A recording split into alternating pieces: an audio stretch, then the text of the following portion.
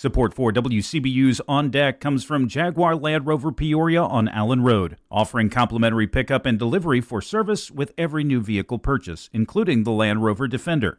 Details at jaguarlandroverpeoria.com. This is WCBU, Peoria Public Radio.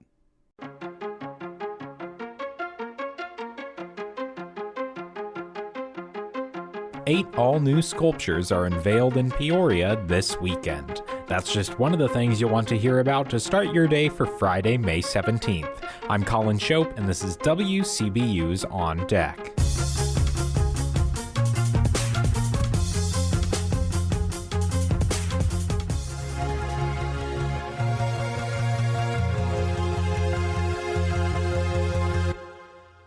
First on deck today, OSF Healthcare is launching a different approach to elder care. Nathan Pritzker is the executive director of PACE, or Program for All-Inclusive Care of the Elderly at OSF. PACE covers all the services seniors usually receive through Medicare and Medicaid, but functions as their new insurance plan. The insurance plan is not like a typical insurance plan where there's some company way off in the distance controlling what happens or what gets approved. It's really controlled by a team of providers. That care team includes a primary care provider, a nurse, an assisted caregiver, and more. Pritzker says the goal is to take disparate pieces of the current elder care system, which can be difficult to access, and streamline them under one roof. For that small number of people who have just reached a point in their journey where they need some extra help, the existing healthcare infrastructure doesn't quite fit their needs. The PACE program will operate out of OSF Senior World on North William Kumpf Boulevard. Enrollment is open right now for people over 55 years old that live in the Tri-County area and meet nursing home residency criteria. Here are some other stories we're following in the WCBU newsroom. Peterson Healthcare will be allowed to tap into a line of credit of up to $45 million as the company's bankruptcy case proceeds through court. And government and economic leaders in Logan County are pushing back against Governor J.B. Pritzker's assertion that the county shouldn't rely on the Logan County Correctional Center for economic stability. Plus, OSF Healthcare is getting pushback on its plans to build a new, scaled-down hospital in Ottawa and make the former St. Margaret's Hospital in Peru its new main St. Elizabeth Medical Center campus. You can find more of these stories and all the details at wcbu.org. 8 new sculptures will be unveiled this weekend as part of Sculpture Walk Peoria 2024, including one from an international artist. On this week's episode of Out and About, Dr. May Gilliland-Wright of Arts Partners of Central Illinois chats about the Sculpture Walk with Shannon Cox, Executive Director of the Peoria Art Guild. The opening day event takes place tomorrow beginning at 9 a.m. Sculpture Walk Peoria started in 2015. At one time, it was a lot more sculptures than it is now, but at some point it was narrowed down to 8 sculptures. And in 2022, Arts Partners was the driver of that program, but in 2022, they relooked at their mission and reached out to the Peoria Art Guild and asked us if we would consider taking that program since it fit more into our mission, and we were delighted to do that. So in 22, we placed 8 sculptures alongside of Arts Partners as a collaboration, and they were deinstalled in April, and now we're getting ready for our first on our own event, and it's been really fun, and we have 8 really cool new sculptures that are coming that will be installed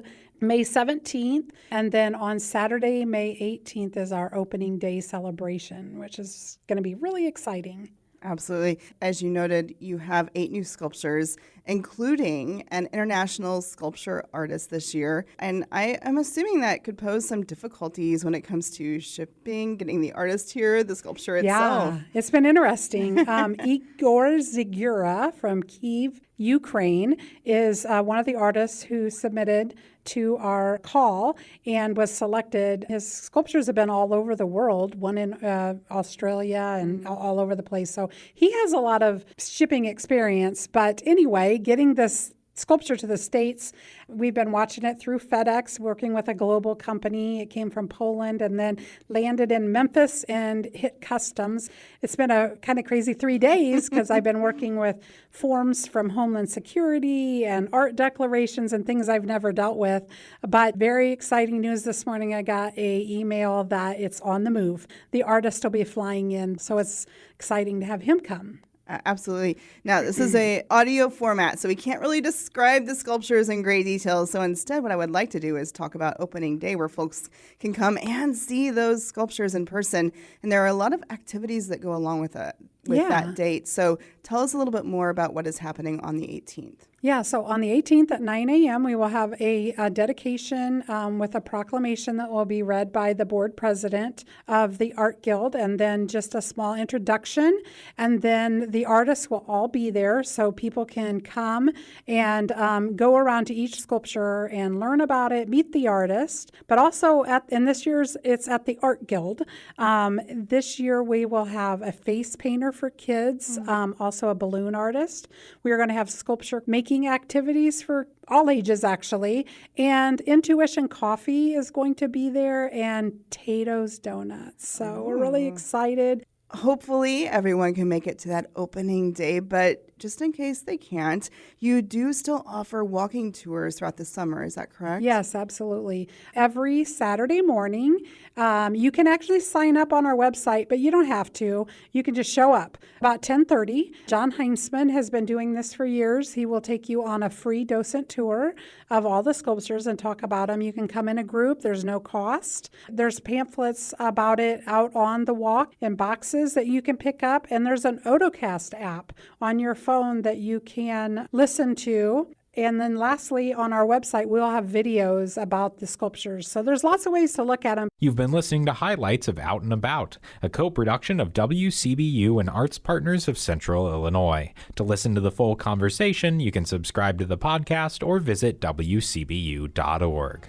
Support for arts and culture coverage on WCBU comes from PNC Financial Services. PNC is committed to supporting local art and culture events in the communities they serve. Now, before we let you go, Youth Music Illinois' jazz ensembles perform with the Brazilianaires this Saturday at 7 p.m. at the Bertha Frank Performing Arts Center in Morton.